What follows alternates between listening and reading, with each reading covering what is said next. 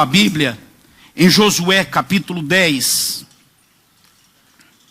Ultimamente eu tenho estado despertado para orientar vocês a usarem a Bíblia impressa, principalmente quando vem na igreja e também no seu estudo particular. Não tem nada de errado de usar o tablet, o celular, não é pecado, eu não estou repreendendo nem corrigindo nessa atitude. Só que quando você digita, você perde na didática do aprendizado de manuseio da palavra de Deus. Você aperta um botão e aparece o que você quer. E você não sabe manusear e conhecer a Bíblia como ela é como palavra de Deus. Eu me desenvolvi muito na palavra de Deus com duas atitudes práticas em relação à Bíblia impressa. A primeira, quando eu me converti, eu li 5 vezes a Bíblia sem entender, sem saber o que estava lendo, mas li do começo ao fim, seguida. Terminava e começava de novo.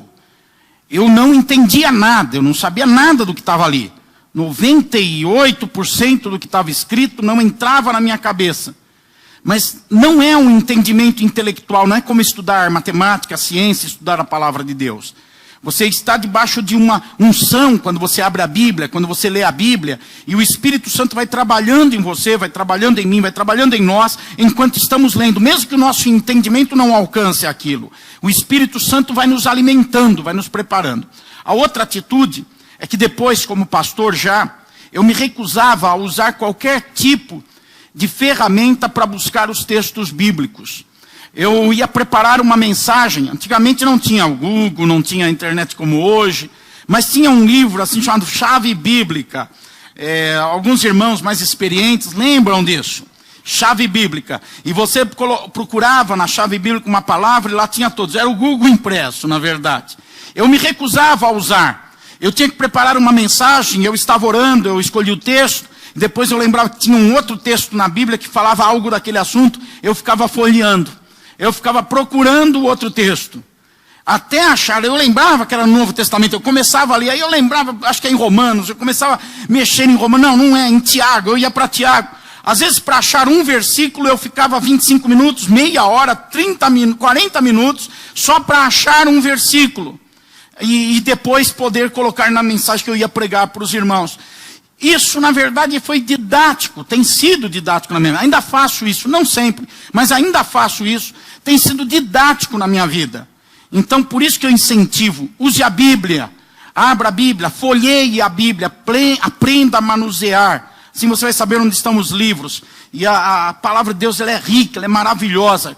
Quando você faz essas coisas, esses exercícios de outros que eu estou falando, de repente você vai descobrir um tesouro tremendo. Sua mente se abre assim para a palavra de Deus e você encontra uma riqueza imensurável. Bom, irmãos, nós estamos aqui em Josué, capítulo 10, continuando numa temática, essa semana voltada agora para a batalha espiritual, mas continuando no texto da história de Josué. Durante algumas semanas, vamos pensar no livro de Josué. Me preocupo sempre com as pessoas que estão visitando a igreja e não conhecem o nosso dia a dia, por isso que eu repito algumas informações. Toda semana nós nos concentramos num único tema. Aqui na igreja, na meditação diária, através do livro que escrevemos, o Manual Apacentar o Pequeno Rebanho, e nos grupos pequenos que se reúnem nas casas, nos Gênesis. E essa semana nós vamos falar sobre batalha espiritual. Todos nós estamos sob os efeitos de uma grande batalha espiritual. Existe um mundo espiritual que a gente não vê, mas que ele é real. Apenas sentimos os efeitos desse mundo espiritual na nossa vida. O que acontece nesse mundo invisível tem como repercussão os fatos da nossa vida. Pessoas estão sofrendo, estão amargas, estão tristes, estão abatidas, como o efeito do mundo espiritual. Pessoas estão alegres, vitoriosas, são conquistadoras também como resultado do mundo espiritual. Nesse mundo espiritual, existem seres que não são humanos, que não são palpáveis, que não são visíveis, mas são seres. Eles existem. Eles são reais. A Bíblia fala, nos ensina, E não é só a Bíblia, a experiência pessoal. Hoje mesmo já lemos um testemunho de alguém que disse que via espíritos. Às vezes existe essa manifestação, Deus permite que alguém veja um anjo, que alguém veja um demônio. Deus permite que isso aconteça para fortalecer a igreja quanto ao conceito desse mundo espiritual. Para que aquilo que nós sabemos e experimentamos seja de alguma forma materializado e a gente fique mais forte nas convicções que temos que ter sobre esse mundo espiritual. Agora nós precisamos conhecê-lo, termos informações, porque a grande notícia é que nós podemos e devemos influenciar os resultados no mundo espiritual. Anjos e demônios degladiam-se, lutam no mundo espiritual. O resultado dessa batalha acontece na nossa vida. Mas nós podemos mudar os rumos do que vai acontecer. Quando nós sabemos interagir com esse mundo espiritual. Infelizmente, muita gente fica só apanhando no meio da guerra. Muita gente não tem atenção para isso. Alguns porque não acreditam nisso. Outros porque não querem ter trabalho com isso. Outros porque estão cegados quanto a isso, mas ficam apenas recebendo bordoadas no mundo espiritual sem reação, porque não lutam. Em Efésios capítulo 6, versículo 12, a Bíblia diz que nós temos que lutar. Diz nesse versículo que nossa luta não é contra pessoas humanas, que têm carne, que têm ossos, que têm sangue, mas é contra demônios, e o texto termina dizendo, temos que lutar. Então não podemos ficar paralisados ou esperando que outros lutem em nosso lugar. Nós temos que agir, interagir no mundo espiritual. Quem não faz isso, naufraga na fé. Enfraquece. Às vezes a gente olha para uma pessoa e fala como aquela pessoa é crente. Depois de 2, 3, 5 anos a gente vê aquela pessoa caída. A gente vê aquela pessoa desanimada. A gente vê aquela pessoa sem força espiritual. Será que tudo que ela cria antes não era verdade? Não! Era verdade. Mas ela não se posicionou na batalha espiritual. Ela não lutou. Ela não se preparou como um soldado. Ela não se revestiu. E o diabo não brinca. Os demônios não brincam. Atacam a qualquer um. Se Satanás teve a ousadia de tentar Jesus no deserto por 40 dias, se ele teve a ousadia de ir no próprio Filho de Deus encarnado, ele que conhecia os planos de Deus, porque havia sido declarado lá no Éden, em Gênesis 3,15, que da mulher nasceria aquele que haveria de esmagar a cabeça dele, Satanás. E esse alguém era Jesus. E quando Satanás viu Jesus nascer, ele pensou, é ele que vai me esmagar. Tentou matá-lo quando era criança através de um decreto do rei Herodes, não conseguiu.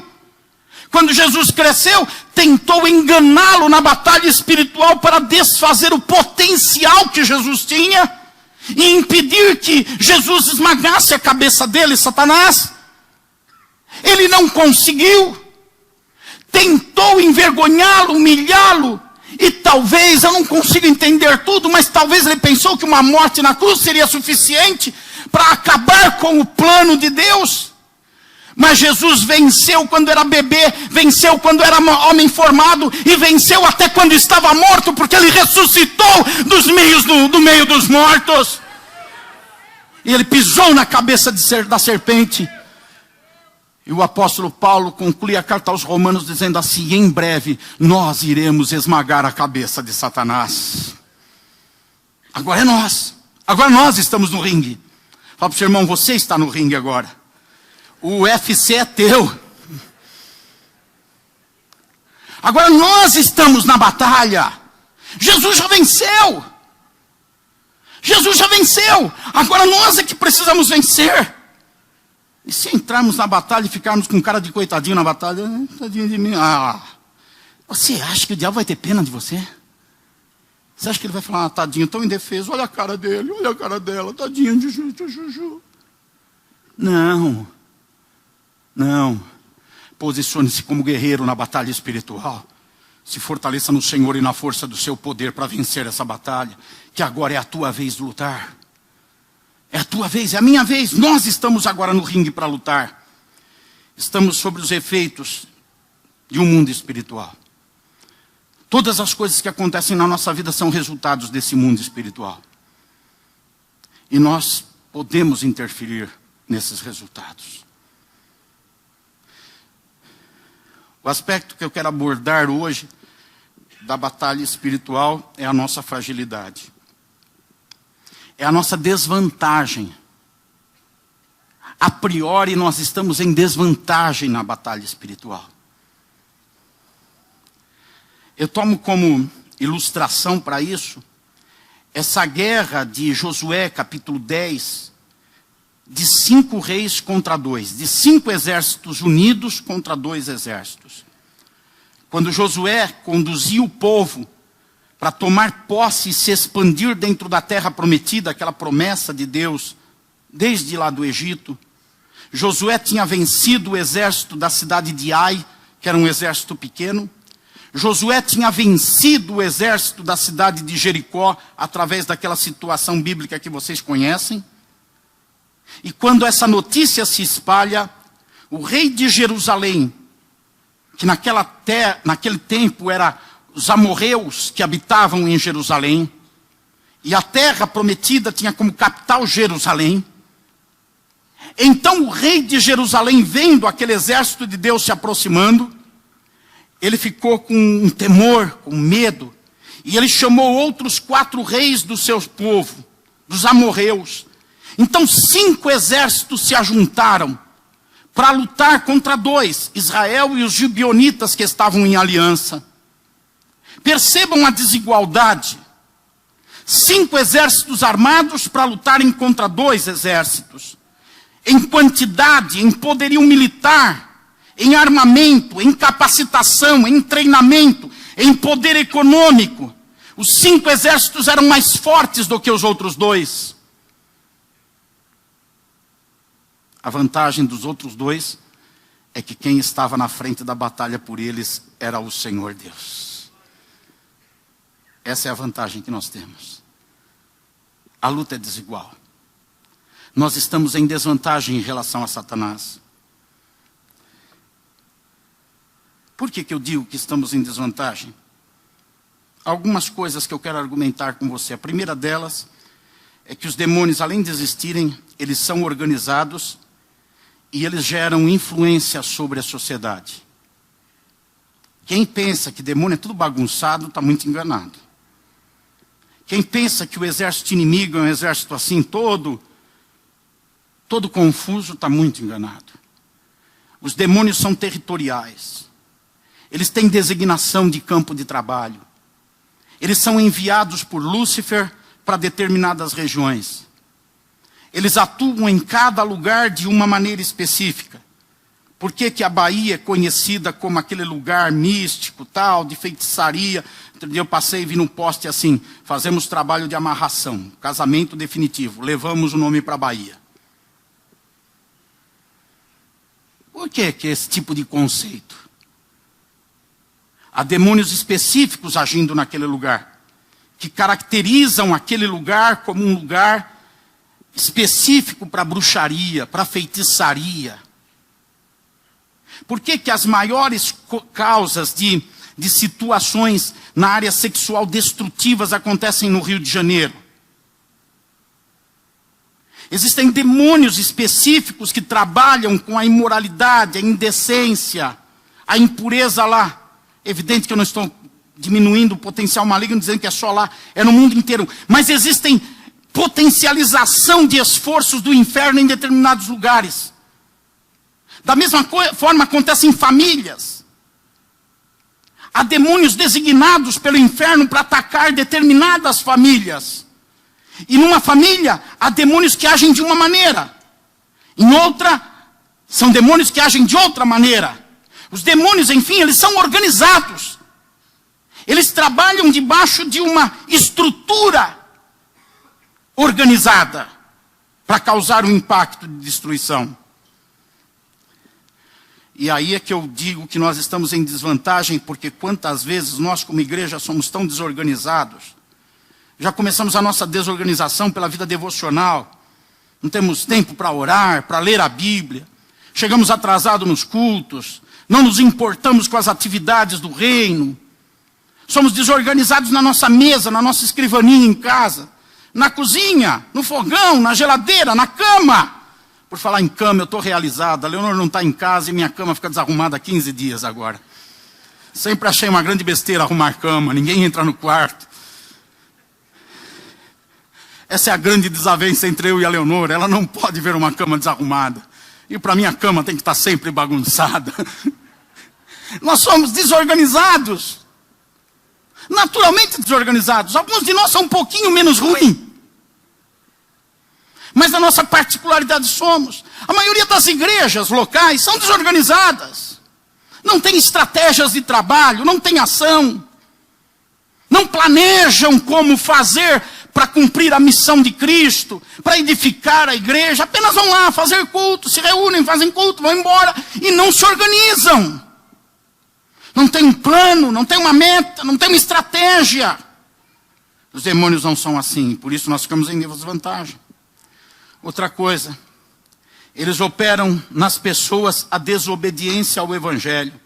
Efésios 2:2 diz que o espírito que agora está no mundo, atuando nas pessoas, levam essas pessoas a viverem na desobediência ao Evangelho.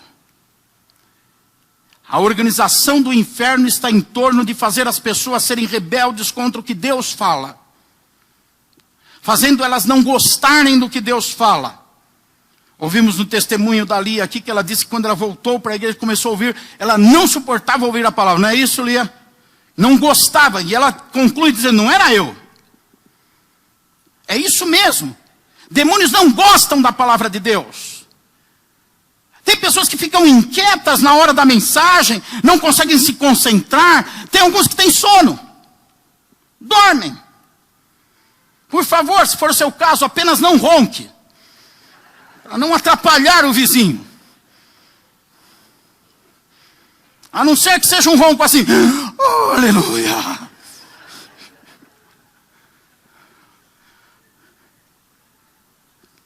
Na verdade não são as pessoas. É a influência de demônios nela. Você pode pensar, mas aquele irmão batizado, fala línguas estranhas, está no ministério. Ah, ele dorme porque está cansado. Cansado nada, ele assiste jogo de futebol vidrado. Vidrado na televisão. Ele é capaz de dormir poucas horas na noite e trabalhar o dia inteiro e 2 dias seguidos. Na igreja ele dorme. Porque os demônios operam gerando desobediência ao Evangelho. E se a gente não entende a palavra, a gente não consegue obedecer a palavra. Se a gente não recebe a palavra com fé, a gente não consegue obedecê-la. O trabalho da desobediência é produzido porque eles cegam o entendimento das pessoas. 2 Coríntios 4:4 diz que o Deus deste mundo cegou o entendimento daqueles que não conseguem crer, para que eles não vejam a luz que existe no Evangelho, o brilho que existe no Evangelho. O farol que indica o caminho, que dá rumo para a vida, que mostra como resolver problemas, como solucionar as coisas, como prosperar, como ser feliz. Os demônios cegam o entendimento para não ver brilho no Evangelho. E pessoas cegadas, elas só veem as dificuldades do Evangelho, as lutas do Evangelho, os problemas do Evangelho. Tem gente que dá um péssimo testemunho quando abre a boca. Como é que está a tua vida, irmã? Está tão ruim, não sei, o diabo, acordei com o diabo, ele levantou, eu levantei, ele já me acompanhou. Eu liguei a torneira, não tinha água, acendi a luz, tinha acabado, o diabo está mexendo na minha casa, minha mulher já brigou comigo, meu filho me desobedeceu, esse diabo, lá, aleluia, aleluia, obrigado para mim, obrigado. A pessoa fica glorificando o diabo. Tem uma vida péssima, porque não vê a luz do Evangelho. O Evangelho é maravilhoso, a graça de Deus é maravilhosa. Viver com o Senhor é a coisa mais preciosa que existe. Tem irmãos que estão sendo perseguidos no mundo inteiro e morrendo por causa da fé. E antes de morrer, estão felizes por estarem vivendo dessa maneira, por causa do Evangelho na vida deles. E tem gente toda borocochô por causa de um probleminha, de uma luta, não sei o que é, também, meu time perdeu. não veem a luz do Evangelho. Agora o nosso trabalho é desfazer essas barreiras, essas obras de Satanás. 2 Coríntios 10, versículo 4 e 5 diz que as armas que nós temos que usar não são humanas, mas que elas são poderosas. E com elas nós destruímos argumentos. E tudo que se levanta contra o conhecimento de Deus. Isso não é uma discussão pública. São os argumentos mentais. Agora mesmo eu estou pregando e a sua mente está trabalhando. E existem argumentos se levantando contra o conhecimento de Deus na sua mente. Na minha mente, em todos nós. Que vão se levantando. E é pelo poder do Evangelho que nós desfazemos esses argumentos. Argumentos. Tem gente que fica reparando numa coisa, noutra, e os argumentos vão nascendo. Tem um irmão aqui na igreja, hoje ele está convertido. Mas logo no começo ele anotava tudo que eu falava de errado. Ele não anotava um versículo, um conceito, um valor. Mas se eu colocava vírgula fora do lugar, ele marcava na agenda dele. Vírgula fora do lugar no dia tal. Um verdadeiro acusador dos irmãos. Quer dizer, do pastor. É um irmão querido aqui da igreja. E não fazia por maldade, não. Não estou criticando ele. Como ele fazia, era jovem na época. Hoje já está um velhinho. Alguns sabem de quem eu estou falando, né? Não contem para ele que vai virar contenda isso. Mas ele fazia por bondade. Eu gosto muito dele, ele é maravilhoso. Tá? Mas anotava as coisas erradas. Veja, o argumento contrário. Não pega a beleza da coisa, não pega a luz do Evangelho. É isso que os demônios fazem. Impedir que as pessoas vejam o lado positivo do Evangelho. Na verdade não tem lado positivo, o Evangelho todo é positivo. Até as perseguições e dificuldades dão um perfume para tudo isso. E o inimigo trabalha dessa maneira. Naturalmente falando, na batalha espiritual, eles levam vantagem sobre nós. Eu li uma citação de um missionário americano que atuou na China e na Coreia por 40 anos, no início do século passado. Dr. Nevils, John Nevils. Ele diz o seguinte sobre demônios. Eles habitam nas pessoas. O indivíduo, sob a influência de um demônio, deixa de ser senhor de si. O espírito mau fala pelos seus lábios. Ou o emudece, conforme a vontade desse espírito. Leva-o aonde quer e geralmente o usa como instrumento, revestindo-o às vezes até de força e capacidade intelectual ou física sobrenatural. A pessoa adota uma outra personalidade que não é a dela. Seu caráter é transformado, é mudado pelos demônios. E essa pessoa tende a uma perversão moral e a impureza. Seus pensamentos são dominados por imoralidade e por impureza. E ele conclui dizendo que a entrega, a adoração, a rendição a Cristo é a principal maneira de se livrar da influência desses demônios. Saber se entregar a Cristo. Como eu disse, nós estamos em desvantagem. São 5 exércitos contra 2. Nós estamos em desvantagem por causa de algumas coisas. Primeiro, por causa da visão. Os demônios nos veem todo o tempo. Estão distribuídos de forma estratégica sobre a terra. E Pedro diz que eles andam ao derredor, fazendo barulho como um leão, procurando quem possa tragar. Eles têm uma visão, eles contemplam a nossa vida. Eles nos veem, não por dentro, mas eles nos veem por fora. Eles veem cada ação e eles estão atentos a cada deslize para usar aquilo ou para nos condenar, ou para nos prejudicar, ou para prejudicar outras pessoas. Uma palavra mal pensada, uma atitude, um comportamento errado, os demônios falam, opa, prato cheio, vamos trabalhar com essa matéria-prima que foi oferecida. Essa palavra fora do contexto, que foi dita quando não deveria ser dita, nós podemos usar essa palavra para criar uma tremenda confusão na família, por exemplo. Para destruir amizades, por exemplo. Então os demônios ficam atentos a cada palavra, a cada comportamento. Eles ficam o tempo inteiro olhando. A Bíblia diz que Deus perguntou para Satanás: onde você estava? O que você estava fazendo? eu estava rodeando a terra. Aí Deus fala assim, você viu o meu servo Jó? Satanás fala, é lógico, estou de olho nele. É lógico que eu vi. Aí Deus fala, você viu como ele é justo, como ele é temente. Aí o diabo fala, deixa eu criar algumas situações para ver como é que vai ser a palavra dele, para ver como é que vai ser a atitude dele, o comportamento dele.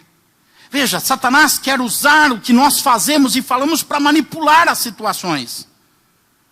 Por isso que Jesus falou que em todo tempo nós temos que ter vigilância. Temos que ter sobriedade. Uma palavra colocada errado, um comportamento errado, pode causar uma grande destruição. O apóstolo Tiago diz que a língua é um pequeno membro no nosso corpo, mas ele é capaz de incendiar toda uma floresta. Quem é que acende o fósforo? O diabo, os demônios. Ele acende o fósforo para incendiar a floresta, quando nós damos o carvão, quando nós damos a matéria-prima para ele. Então eles têm uma visão ampliada, nós não temos. Nós nem estamos vendo os demônios, graças a Deus, eu não quero ver. Eu não quero, eu já falei que Deus mostra para alguns, para mim não precisa, Senhor, deixa, mostra para outros. Eu não preciso, eu sei que eles existem, não preciso ver. Nós temos uma visão limitada, não passa dessa parede. Os demônios não, eles olham tudo. Nós estamos em desvantagem porque nós temos limites físicos e eles não têm. Eles não podem estar em todos os lugares, mas eles atravessam paredes. Eles se movem assim de uma forma rápida, eficaz, de um lugar para outro. Nós não. Nós temos que pagar para entrar num ônibus, numa condução. Eles têm unidade. Eu nunca ouvi falar de contenda entre demônios. Os demônios estão brigando lá entre eles. Um está falando mal do outro. Ai, aquele demônio, a pombagira, não gosta do tranca-rua. Eles estão inimizados, eles não se falam. Vocês já ouviram esse tipo de coisa? Não existe. Eles têm unidade entre si, eles são uma família. Eles vivem unidos. Eles, entre aspas, se amam. Eles estão juntos. Eles não criticam um outro. Eles não zombam um do outro. Eles não menosprezam um do outro. Não existe um demônio que fala, eu sou melhor que você. E o outro fala, não, eu que sou melhor. E sai no pau. Não tem. Nunca ouvi falar, nunca li na Bíblia, nunca soube de demônio se gloriando pelo que fez. Ele destrói a vida de uma pessoa e você não vê demônio lá com medalhinha no peito, dizendo, olha lá, como eu sou bambam, eu faço bem feito, eu sou bom nisso. Eles têm unidade, eles não têm inveja um do outro. Vocês já entenderam o que eu quero dizer, né? Preciso falar? Quem quer que eu fale? Não precisa. Vocês já sabem, né? Se alguém depois no final do culto fala, não entendi. Aí você conta tudo. Aí você fala. Levamos desvantagem. Eles têm unidade. Outra coisa, temos desvantagem porque eles são compenetrados. Eles vivem numa missão específica. Eles querem contrariar os planos de Deus e destruir as pessoas. Por quê? Você pode pensar, mas por que o diabo não gosta tanto de mim? Porque você é a imagem e semelhança de Deus. E o diabo não consegue tocar em Deus, então ele tenta tocar em você. Ele tem raiva de você, porque você ocupa o lugar que ele queria ocupar. De comunhão com Deus e de eternidade com Deus. Os demônios estão compenetrados numa missão. Eu já ouvi crentes dizerem assim, não, eu tenho uma vida espiritual e uma vida material. O diabo não tem isso. Não, eu estou cuidando dos meus negócios e agora eu estou na minha missão. Não. Ele vive concentrado na missão. O diabo não torce para time nenhum. Embora eu achava que torcia. Diabo não vai no teatro, não vai no cinema. Você não vai ver de demônio na bilheteria do cinema. Não tira férias, não se aposenta. O diabo não pega um feriado e fala, eu vou curtir. O demônio está concentrado o tempo inteiro numa missão. Destruir. Preciso falar sobre nós? Pergunta para o seu irmão, você acha que ele precisa falar sobre você, irmão?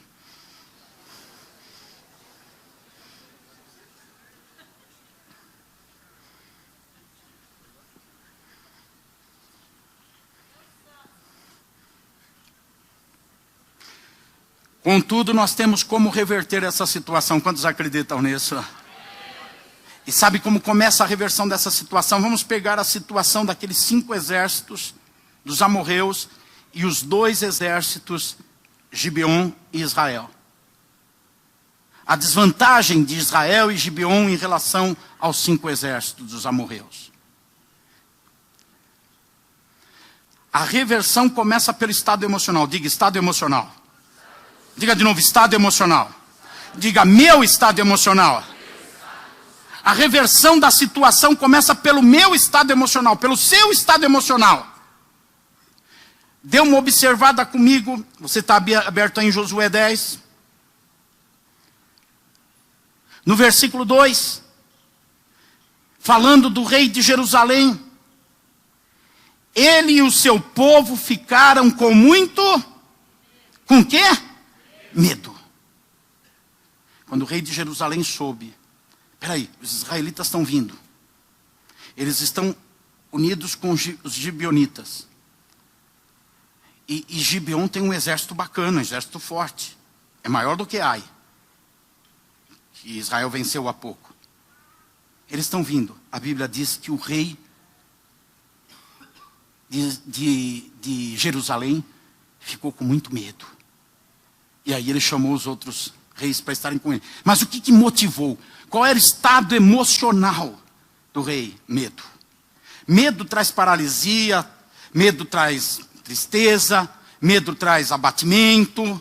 Medo mexe com todas as estruturas do emocional de uma pessoa. O exército que está em vantagem contra nós é um exército medroso. Você pode pensar comigo, mas como Satanás tem medo? Está apavorado. Ele não está com medo aqui da gente, não está com medo aqui do nosso culto, da forma como nós fazemos as coisas. Mas você pega a palavra de Deus assim e coloca ela no lugar dela. Na sua vida, o diabo começa a tremer. Você pega o nome de Jesus e entroniza no teu coração. O diabo começa a tremer. O inferno tem medo da palavra e tem medo do nome que é sobre todo nome. O nome de Jesus Cristo. Ele lembra que Jesus já esmagou a cabeça dele. Ele tem medo de Jesus. Ele não tem medo de cargos, de títulos, de habilidades, de conhecimento, de informação. Não tem medo de nada. Não tem medo de estruturas, de poder econômico, de política. Não tem medo de nada. Mas chegou Jesus Cristo. O inferno treme. Diante do nome de Jesus Cristo, o inferno estremece. Aquele que é usado para destruir e ataca, faz cara feia, diante do nome de Jesus fica apavorado. Eu me recordo há muito tempo atrás, é a situação que me veio à mente agora, aconteceram outras, mas essa marcou muito. Eu era um jovem pastor em Presidente Prudente, no interior de São Paulo, e eu soube de uma família da igreja que tinha alguém na família que estava endemoniado. E chegou para mim a informação de que a pessoa estava trancada num galinheiro, na casa daquela família, num sítio, e já tinha chegado polícia, autoridades, já tinha ido padre, já tinha ido mãe de santo, já tinha ido tudo lá. E a pessoa estava lá, se rasgando, quebrando tudo, e me chamaram. Imagina, aquele pastor, 22 anos de idade, cheio de ousadia. Não fica pensando que eu estou velho, não, hoje eu continuo brigando legal. Mas naquela época era um negócio quente. Aí chamaram, eu falei, deixa comigo, eu vou lá. Vocês precisam ver a autoridade daquele menino. Precisava estar lá para enxergar. Eu cheguei, fui entrando no quintal, eu lembro, tá na minha mente a cena, eu fui entrando no quintal assim, aquele apavor, os vizinhos tudo na rua, aquela bagunça no lugar, eu fui entrando, passando no meio de todo mundo, a polícia aqui, dá licença, onde você vai? Eu vou entrar lá. O policial, você é louco? Não, não vai, não vou. Fica aí, vocês já tentaram, não conseguiram nada, deixa comigo. Abri a porta do galinheiro, entrei, só levantei a mão e falei, eu estou aqui no nome de Jesus. Acabou. Acabou. Acabou tudo. Não era o moço de 22 anos. O nome de Jesus Cristo. O nome de Jesus Cristo. O nome de Jesus Cristo. Em nome de Jesus Cristo. Aquela pessoa se converteu, foi transformada, foi santificada, foi para a igreja, foi liberta. O nome de Jesus Cristo. Porque demônio morre de medo. Eu disse que a reversão começa pelo estado emocional. É por isso que o diabo quer te assustar, quer te amedrontar. Porque ele sabe que um crente que não é amedrontado, um crente que não fica apavorado, um crente que diante das circunstâncias contrárias não treme todo, não se abate, não se joga no chão, ele se torna um crente invencível. Porque esse crente tem o nome de Jesus e tem a palavra de Deus. Então, a única maneira que o diabo pode conseguir um êxito na nossa vida é nos assustar, é nos amedrontar. Enquanto o rei de Jerusalém com os outros 4 reis, que são influenciados por aquele medo, vão para a batalha com medo, são guerreiros, são valentes, mas eles têm algo que mete medo neles. Enquanto eles vão para a batalha com medo, no capítulo 10, no versículo 8... o Senhor diz a Josué: não tenha medo desses reis. Não tenha medo desses reis. Eu os entreguei nas suas mãos. Nenhum deles conseguirá resistir a você. Perceba como a reversão acontece. É por isso que logo em seguida você vai ver Josué lutando e vencendo a batalha. E aí é a hora que ele fala para o sol parar, porque ele precisa de mais tempo, e o sol para, porque ele está cheio de ousadia, ele está cheio de coragem. No capítulo 1 de Josué, Deus já fala para ele: eu vou te preparar. Olha, a escola é o seguinte, a matéria é o seguinte: não temas, não te espantes, eu serei contigo todos os dias da tua vida.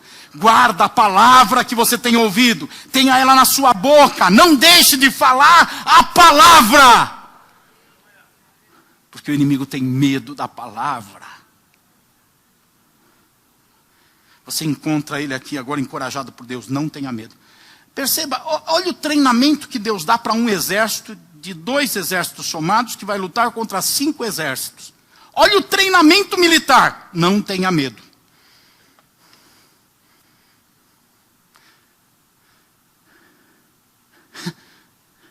Só isso. Não tenha medo. Qual é a situação que te apavora? Não tenha medo. Eu não sei o que você vai guardar dessa mensagem daqui uma semana, daqui um mês. Eu sei de uma coisa: o Espírito do Senhor me enche de palavra de profecia para declarar sobre você que seja o que for que te assusta, isso não tem razão para te assustar. Não tem motivo para te assustar. Mas o problema, a situação, a dificuldade, não tem motivo. Sabe por quê? Quem está em você é maior. É muito maior. Não tenha medo. Vamos repetir? Passa para o pessoal. Eu não terei medo. Vamos?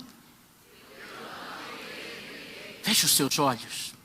Feche os seus olhos. Levanta a mão direita, como se fosse um juramento. Não é um juramento, mas como se fosse. Eu não terei medo. Diga. Como é que é? O diabo quer te apavorar. As situações querem te assustar. O inferno se levantou contra você. O diabo está jogando coisas na tua mente. O diabo está trabalhando em circunstâncias contra a tua vida. Você pode acreditar nisso que falou?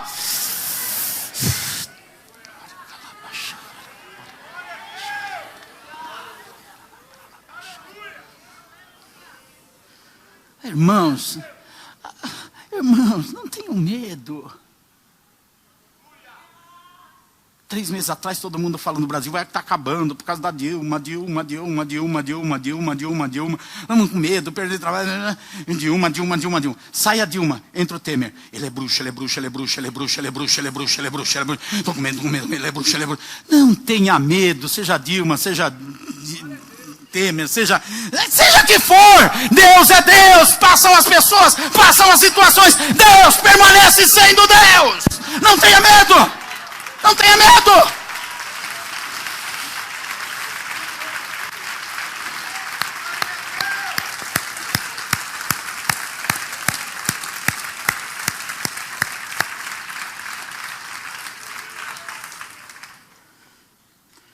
Agora, a gente tem uma capacidade, um potencial de superação, de mudar esse quadro, de reverter essa situação da desvantagem que naturalmente temos. O que nós precisamos então? A base é essa, não ter medo, é cuidar do nosso emocional, é cuidar da nossa alma. Quando o Satanás quis atacar Jó, Satanás mexeu em bens, mexeu em família, mexeu na saúde. Mas o que Deus falou para ele? Você não toque na alma de Jó. O que é alma? A alma é o centro das emoções, dentre outras coisas. É o centro das emoções. É a alma que sustenta a nossa vida. É lá que nós somos corajosos ou medrosos. É lá na alma. Deus diz, você não toque na alma do meu servo. Deus não deixa o diabo tocar na tua alma. O diabo não pode tocar na tua alma. A única forma que ele encontra de tocar na tua alma é se você deixar. É se você aceitar. É se você não confiar. É se você não crer. É a única maneira que ele tem. É o único caminho que ele tem para entrar na tua alma e tocar na tua alma e te colocar medo. Agora, se você fecha essa porta, aí portas se abrem na sua vida para vencer a desvantagem que aparentemente você e eu temos. A primeira porta que se abre é a porta do discernimento. Nós não temos a visão de tudo. Por isso que estamos limitados fisicamente. Mas nós temos discernimento. Discernimento é um dom do Espírito. E Paulo diz que temos que buscar o discernimento. Temos que ter capacidade de ter discernimento. 2 Coríntios capítulo 2, versículo 11, Paulo escreve assim: o diabo não leva vantagem sobre nós, porque nós conhecemos todos os seus planos.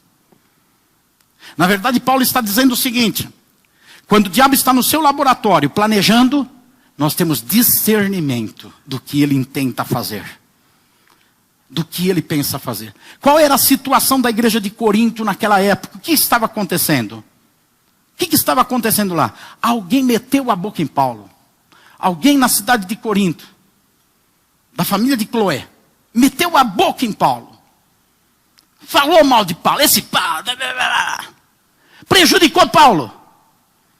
Aí Paulo vai e escreve a carta para os irmãos. Alguns irmãos ficaram revoltados. Poxa, Paulo é um santo. Como é que esses caras ficam falando mal de Paulo? Como é que ficam criticando Paulo? Aí começou aquilo na igreja. Uns de Paulo, outros contra Paulo. Aí Paulo escreve a carta e fala assim: irmãos, perdoem tal pessoa. Perdoem. Porque eu já perdoei. Eu já não tenho nada contra essa pessoa que falou mal, que me criticou, que me atacou. Eu já perdoei. Aí Paulo conclui dizendo: para que Satanás não leve vantagem sobre nós, porque nós conhecemos os seus planos. Quais eram os planos de Satanás? Não estavam escritos. Paulo discerniu. Espera aí, aquele irmão falou mal de mim, ou me prejudicou. Os irmãos sabem que eu não sou aquilo, então ficaram contra aquele irmão. Começou a nascer uma divisão. Se eu ficar magoado, ofendido, como é que eu vou escrever a próxima carta? Como é que eu vou pregar a próxima mensagem? Como é que eu vou fazer a próxima viagem missionária? Se o meu coração começar a se envolver com tudo isso, e eu deixar sentimentos ruins tomar conta de mim, aí Paulo, já sei. O plano do diabo não é alguém falar mal de mim, é me desestabilizar. É prejudicar o que eu tenho para fazer. A próxima carta que eu vou escrever, a próxima pregação que eu vou fazer. O plano do diabo é esse, para que ele não leve vantagem sobre nós.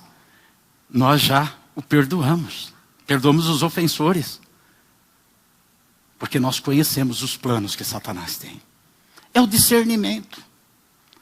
É a capacidade, mesmo não vendo, de entender para onde as coisas estão indo. Como que o diabo está querendo conduzir as coisas. E perceber e tomar atitudes para frear a ação do inimigo. Para barrar o que o diabo quer fazer. É o discernimento. Outra atitude que devemos ter é a unidade. Eu falei da unidade dos inimigos, mas Jesus em João 17 orou pela nossa unidade. Ele pediu que nós fôssemos um para que o mundo conhecesse que ele foi enviado. É na nossa unidade que o mundo sabe que nós somos igreja. Não é na nossa pregação, não, é na nossa unidade que nos leva em amor a viver o Evangelho, a fazer o Evangelho se materializar na terra. É nessa unidade, é nessa comunhão. Então nós temos que promover a unidade. Em Efésios capítulo 4, versículo 3, o apóstolo escreve que nós temos que fazer todo esforço para preservar a unidade do Espírito. Muitas verdades estão aí, só quero salientar 2 ou 3 delas. A primeira, a unidade é do Espírito, não é nós. Nós não promovemos a unidade. É o Espírito que faz a unidade. A segunda, nós somos responsáveis de conservar aquilo que o Espírito fez. A unidade. Ele dá a unidade para a igreja tem unidade. Agora cabe a nós conservar isso. É que nem alguém que recebe uma herança. A pessoa recebe uma herança não por méritos, mas porque alguém deu para ela a herança. Mas tem gente que não consegue administrar a herança e acaba com a herança, e destrói a herança. Aniquila porque não sabe cuidar da herança. Tem um monte de gente que ganha na loteria, fica rico da noite para o dia e depois de alguns anos está na cadeia, está preso, está na falência, não tem nada. Por quê? Porque não sabe administrar. A unidade do Espírito nos foi dada por Ele. Ele construiu a unidade da igreja. A igreja tem unidade. Agora cabe a cada um preservar a unidade do Espírito. Para ter vantagem sobre o diabo. Para não deixar que a vantagem do inimigo prevaleça sobre nós. E por fim, serviço. Serviço. O diabo está concentrado na destruição o tempo inteiro. Como eu disse, não tira férias, não assiste televisão, não vai ao cinema.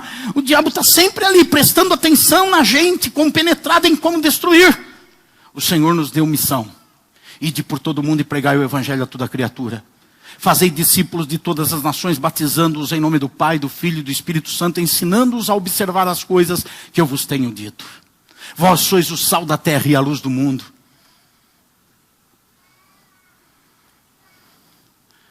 Olhando para a nossa missão e nos compenetrando nela. Tudo o que fazemos é em torno da missão que temos. Saia para o escritório amanhã, para a fábrica, para a indústria, para a faculdade. Saia de casa pensando na sua missão.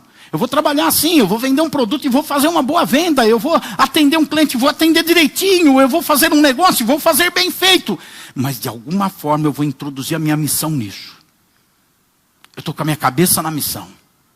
Vá nesse pensamento. Se compenetre na missão. No serviço que Deus te deu. Fique concentrado nisso. Você pode dirigir o seu carro enquanto está indo para um cliente e pensando na missão. Você pode. Quando chegar lá, Deus vai te dar capacidade para tratar daquele negócio. Você pode ficar pensando na missão enquanto manuseia um trabalho que você faz. É concentração na missão. Vamos concluir. Eu acho que eu coloquei uma conclusão aí. Temos uma missão a cumprir. Somente as pessoas ativas, nesse propósito, quem olha para a missão, se concentra nela, vencem as distrações do mundo, a batalha espiritual, e compenetram-se no trabalho do reino de Deus. São essas pessoas que revertem o quadro. Estamos em desvantagem, mas com essa atitude, nós mudamos, viramos o jogo. Eu não sei como é que está o jogo na tua vida, mas eu sei de uma coisa, vai ter uma reversão nisso. Se o inimigo está vencendo, vai mudar isso. Vai mudar. Vai mudar. Porque você foi trazido pelo Espírito do Senhor aqui nessa manhã, para ouvir isso e para se posicionar. E no seu posicionamento vai mudar o quadro. É no seu posicionamento. Eu não posso mudar por você. Você não pode mudar pela pessoa que está do seu lado. É você que precisa mudar o quadro. É você que precisa acreditar na palavra e confiar. O problema está lá na sua casa, seu marido ou a sua esposa não veio, e o problema está lá. Está lá na empresa, teu patrão não está aqui, ou teu empregado não está aqui. Você está. É porque é você que vai reverter esse quadro. Se posicionando como tem que se posicionar na batalha espiritual. Não aceite ficar no meio da guerra só levando bufetada.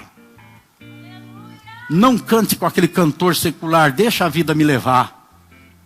Não deixa a vida te levar, não. Conduz os passos da tua vida. Direciona os passos da tua vida. Planeja a tua vida dentro do que Deus determinou como projeto para você. Se posicione. Vamos ficar em pé para orarmos a Deus.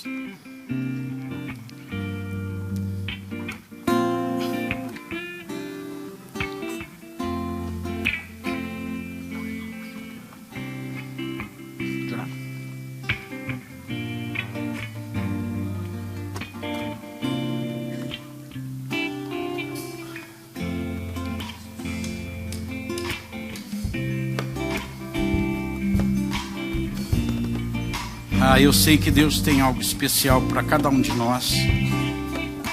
Hoje não é só mais um domingo, não é mais um costume de vir à igreja. Hoje foi um encontro marcado com Deus aqui, para uma mudança, para uma transformação.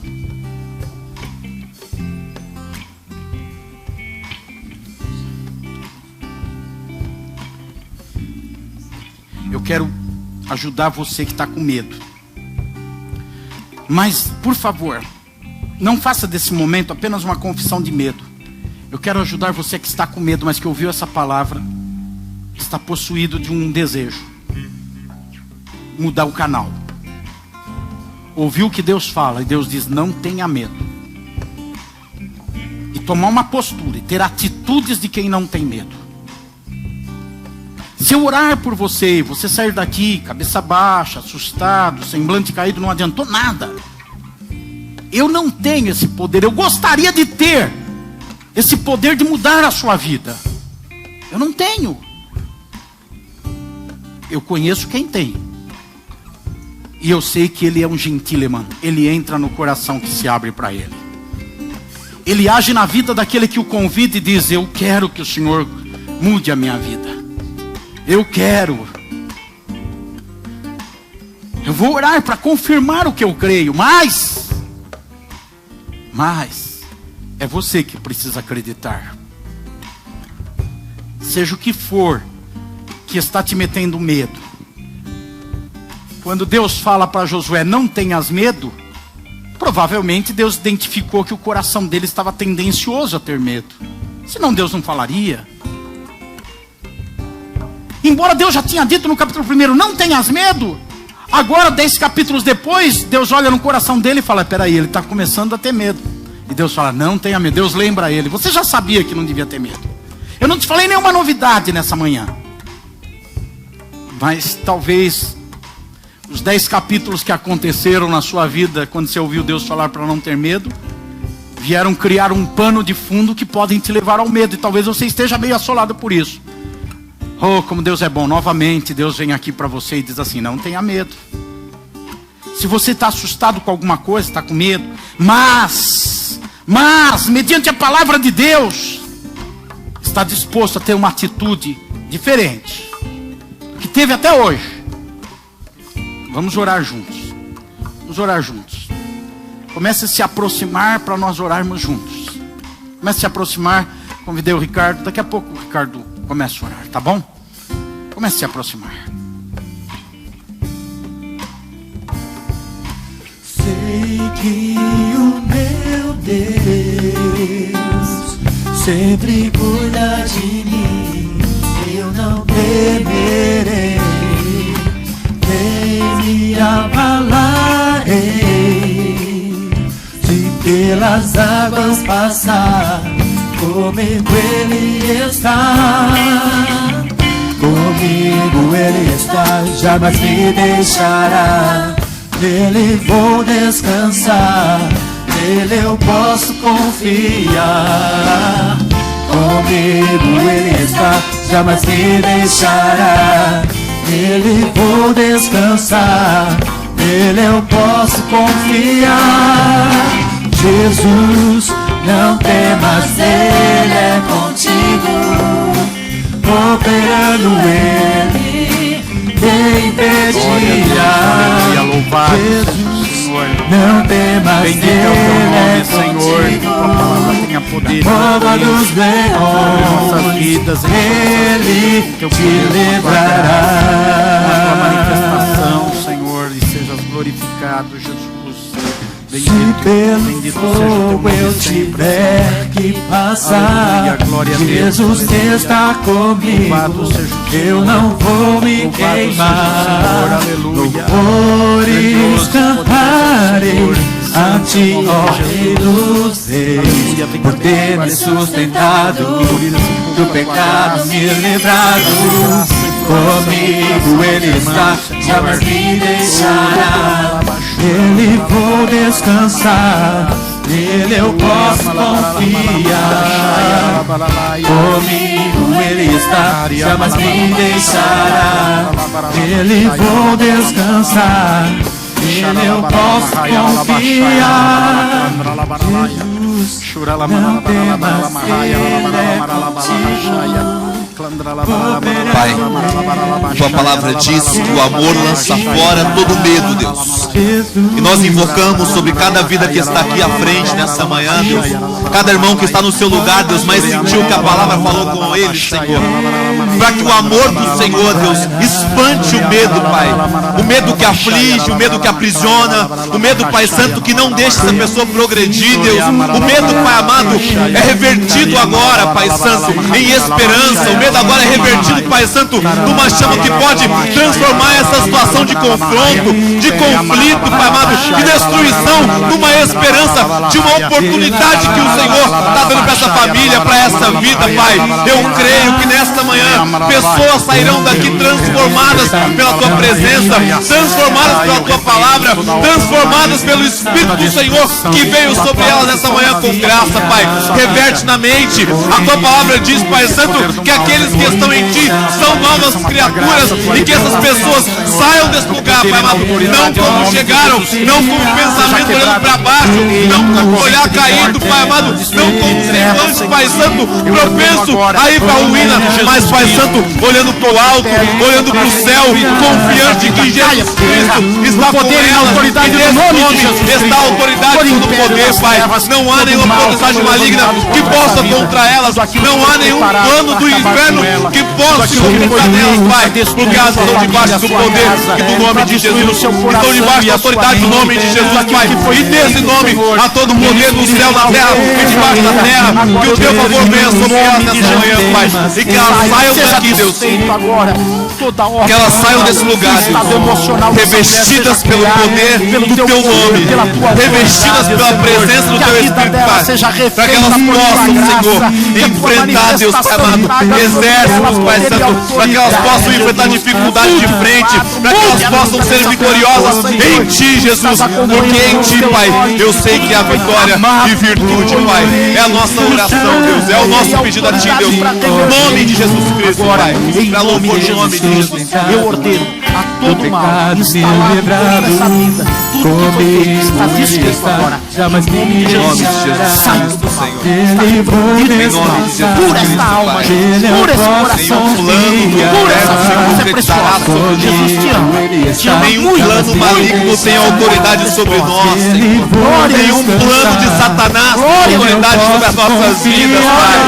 Estamos confiando no nome que é sobre todo nome. Estamos confiando no nome que há todo poder. Estamos confiando no nome de Jesus Cristo. Nesse nome, céus e terra se curvam. Nesse nome, todo ser um dia confessará e se curvará ao nome de Jesus, Pai amado. E é esse nome que colocamos sobre cada um de nós, Pai. É nesse nome que está a nossa esperança. É nesse nome que está a nossa fé. É no nome de Jesus que as nossas vitórias serão construídas. É diante de Jesus que nós faremos o dia da nossa redenção. É diante do nome de Jesus que nós, Pai amado, profetizamos e, Pai amado, somos abençoados, Deus. Em nome de Jesus Cristo. Em nome de Jesus Cristo. operando ele, cheio de mentira, Jesus.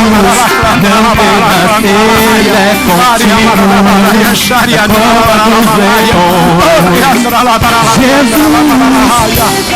Jesus, não temas, Ele é contigo, operando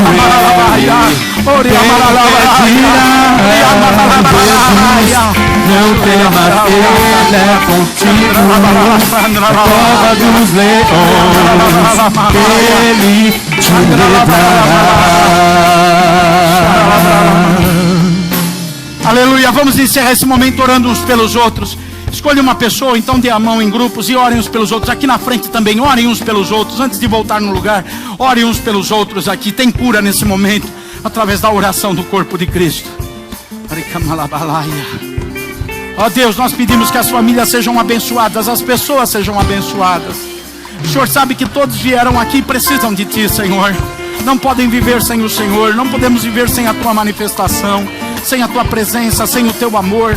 Não podemos viver sem o Teu cuidado, não podemos viver sem a Tua participação em nossa vida, tratando, curando, libertando, produzindo vitória, produzindo coragem, Senhor.